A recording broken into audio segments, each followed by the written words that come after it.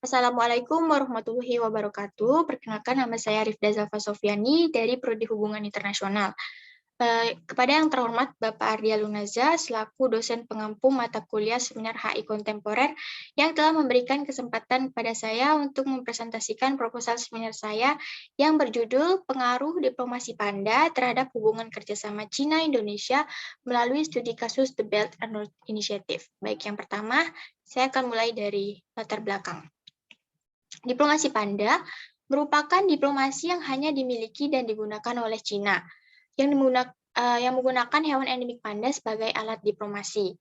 Panda yang digunakan sebagai alat diplomasi ini kemudian dipinjamkan oleh Cina dengan sistem sewa lalu dikirimkan dan diberikan kepada negara yang dirasa mampu membayar biaya sewa tersebut. Yang dimana harga untuk peminjaman seekor panda itu senilai 1 juta USD. Adapun hal yang melatar belakangi Cina melakukan soft diplomasinya melalui diplomasi panda ini adalah karena Cina ingin bernegosiasi untuk melakukan kebijakan BRI-nya di Indonesia. Hal ini disebabkan karena Indonesia merupakan salah satu negara yang melewati jalur sutra maritim dan darat pada kebijakan BRI ini. Kebijakan BRI ini sendiri dibentuk oleh Cina untuk meningkatkan konektivitas global Cina, baik dengan negara maju maupun berkembang. Melalui diplomasi panda ini, Cina ingin mencapai kepentingan nasionalnya melalui kebijakan BRI-nya di Indonesia, dan Indonesia juga menyambut baik tawaran kerjasama tersebut, karena kebijakan BRI ini sendiri sejalan dengan program Indonesia untuk mengangkat kedudukan Indonesia menjadi poros maritim dunia. Dalam menjalankan program poros maritim dunia ini, Indonesia juga memerlukan suplai dana yang cukup besar, sehingga Indonesia juga memerlukan suplai dana dari negara lain, khususnya Cina, yang pada dasarnya juga memiliki program yang sama di bidang maritim. Dalam respons kebijakan BRI Cina tadi, Indonesia dilihat dapat mendapatkan suplai investasi yang lebih banyak lagi di masa yang akan datang, terutama dalam cabang infrastruktur yang bertujuan untuk merangsang laju pertumbuhan ekonomi nasional. Hal ini dapat dibuktikan dalam proyek infrastruktur pelabuhan dan transportasi laut. Hal ini tentu akan menimbulkan adanya produksi lanjut pada bidang sumber daya maritim. Kemudian yang selanjutnya, terdapat rumusan masalah. Adapun rumusan masalah dari penelitian ini yaitu mengapa diplomasi panda berpengaruh terhadap hubungan kerjasama Cina-Indonesia melalui studi kasus kebijakan The Belt and Road Initiative. Kemudian yang selanjutnya, kerangka konsep dan teori. Penelitian kali ini penulis menggunakan teori interdependensi dan konsep diplomasi publik.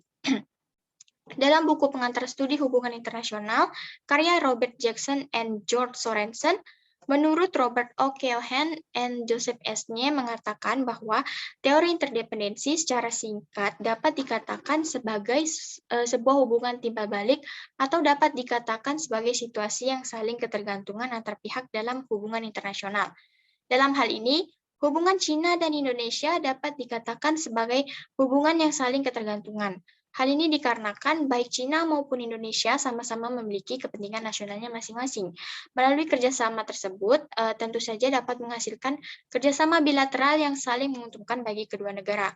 Kemudian yang selanjutnya, dalam konsep diplomasi publik menurut pandangan Jane Mallison, terkait diplomasi publik ini, ia menjelaskan bahwa diplomasi publik merupakan suatu usaha yang bertujuan ingin mempengaruhi organisasi maupun orang asing di luar negaranya melalui strategi yang bersifat positif, hingga hal tersebut dapat mempengaruhi sudut pandang seseorang atau organisasi kepada suatu negara. Karena itulah diplomasi publik ini juga dikatakan sebagai salah satu instrumen soft power. Berdasarkan konsep diplomasi publik ini, dapat dikatakan bahwa diplomasi panda yang dilakukan oleh Cina terhadap Indonesia merupakan sebuah bentuk untuk menonjolkan bagian soft power-nya dengan mengirimkan panda yang memiliki sifat persahabatan dan perdamaian yang telah dikirimkan untuk Indonesia. Dalam hal ini, diplomasi publik juga dikenal sebagai nation branding dari suatu negara. Dan adapun nation branding yang ingin dibangun oleh Cina ini adalah untuk menjalin hubungan bilateral yang baik dan juga mempengaruhi kebijakan luar negeri Cina yang bernama The Belt and Road Initiative. Dari hal tersebutlah maka dapat dikatakan Cina mengambil langkah untuk menjalin hubungan yang baik terhadap Indonesia dengan mulai melakukan diplomasi panda tersebut. Kemudian yang selanjutnya, adapun bentuk dari kerangka pemikiran saya seperti berikut. Kemudian, metode penelitian. Penulis menggunakan jenis penelitian kualitatif eksplanatif untuk menjawab mengapa diplomasi panda berpengaruh terhadap hubungan kerja sama Cina dan Indonesia melalui studi kasus kebijakan Belt and Road Initiative ini. Dengan metode penelitian eksplanatif ini bertujuan untuk memberikan penjelasan kenapa sesuatu dapat terjadi ataupun untuk menjawab pertanyaan mengapa dan bagaimana. Kemudian yang selanjutnya, adapun langkah-langkah penelitian dalam penelitian ini sebagai berikut. Yang pertama, pemilihan masalah. Yang kedua, menentukan tema dan judul yang akan diteliti. Yang ketiga, kolektif data dari berbagai sumber untuk pendahuluan. Yang keempat, menentukan rumusan masalah yang akan diteliti. Yang kelima, menentukan teori yang relevan dengan judul penelitian. Yang keenam, pemaknaan dan olah data yang telah ditemukan. Dan yang terakhir, menetapkan metode penelitian yang sesuai dengan penelitian yang diteliti. Kemudian yang selanjutnya, lokasi dan waktu penelitian. Adapun lokasi penelitian ini dilakukan di Perpustakaan Universitas Tanjung Pura, Perpustakaan Lemhanas RI, serta tempat yang dapat menunjang data dari penelitian ini. Dan adapun waktu yang diperlukan penulis dalam penelitian ini dilaksanakan dalam waktu kurang lebih 6 bulan terhitung sampai saat proposal penelitian selesai. Yang selanjutnya, unit analisa dan unit eksplanasi.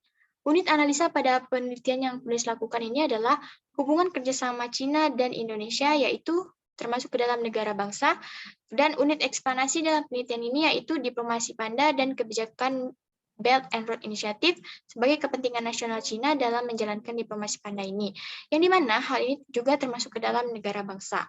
Dan adapun tingkat analisis dari penelitian ini adalah korelasionis.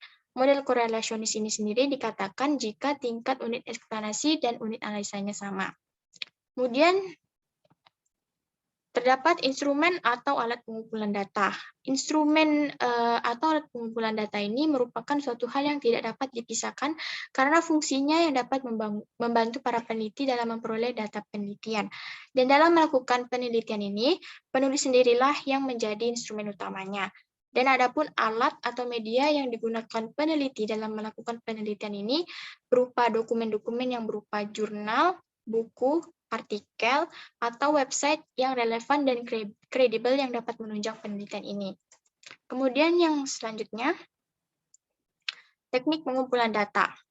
Pada penelitian ini, penulis menggunakan teknik pengumpulan data melalui teknik studi literatur. Teknik ini juga disebut sebagai studi pustaka dengan cara menelusuri kepustakaan yang berisi tentang teori-teori dari sebuah karya ilmiah yang telah ada dan diterbitkan melalui soft file pada buku-buku e-books, jurnal-jurnal, skripsi, website pemerintah, dan lain-lain. Dan yang terakhir, teknik analisis data. Analisis data pada penelitian ini menggunakan jenis kualitatif yang sifatnya induktif, yang mana hal ini berarti menganalisis dari data yang telah didapat, kemudian dikembangkan lagi oleh pola tertentu yang akan menjadi sebuah hipotesis, dan sebagai langkah awal, penulis mengkolektif data dari segala sumber yang kredibel mengenai diplomasi panda Cina terhadap Indonesia dan kebijakan Belt and Road Initiative. Setelah data yang diperlukan didapat, penulis melakukan sortir data yang mana akan dimasukkan ke dalam tulisan dan yang mana yang tidak. Kemudian data yang telah disortir disajikan ke dalam bentuk teks yang sifatnya naratif. Langkah selanjutnya, penulis melakukan analisis data yang disajikan tersebut dengan beberapa tinjauan pustaka. Dan yang terakhir, penulis berupaya mengambil kesimpulan terhadap analisis yang telah dilakukan tadi, baik dari sumber, teori, dan lain-lain. Baiklah. Sekian dari presentasi seminar proposal ini. Mohon maaf jika masih banyak terdapat kekurangan maupun kesalahan di dalam video ini. Dan silakan berikan kritik dan saran yang membangun pada kolom komentar di bawah ini. Terima kasih.